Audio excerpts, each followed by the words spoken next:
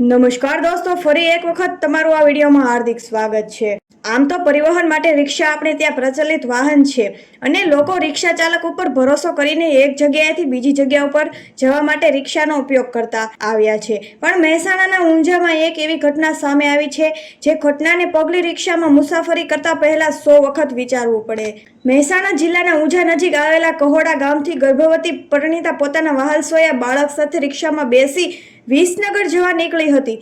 મૂળ દાસજ ગામના વતની મુસ્તાક ઓડ નામના રિક્ષા ચાલકની રિક્ષામાં બેસી પરિણીતા વિસનગર જવા નીકળી હતી।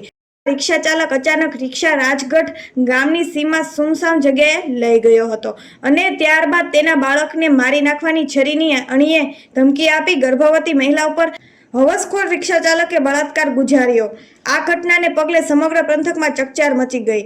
ગર્ભવતી મહિલા પર દુષ્કર્મ આચનાર હેવાન મુસ્તાક તાજમભાઈ ઓઢ નામનો શખ્સ મૂળ ઊંઝા તાલુકાના દાસજ ગામનો રહેવાસી છે। આ શખ્સ એક એવું કામ કર્યું છે કે આજે તે જેલના સળિયા પાછળ ધકેલાઈ ગયો છે। તેણે પોતાની રિક્ષામાં સવાર 20 વર્ષીય ગર્ભવતી મહિલાને આવવારું જગ્યાએ લઈ જઈને તેની સાથે દુષ્કર્મ આચર્યું હતું। આથી રિક્ષા ચાલક ઉપર ઊંઝા પોલીસ મથકે ફરિયાદ નોંધાવી હતી। ઊંઝા પોલીસે હિંમતનગરથી મુસ્તાક તાજમભાઈ ઓડને ઊંઘતો ઝડપી તેના ઘર આંગણથી રિક્ષા કબજે કરી લીધી હતી। પોલીસે આ કેસમાં દુષ્કર્મની ફરિયાદ નોંધી આરોપીને ઝડપીને વધુ તપાસ હાથ ધરી છે।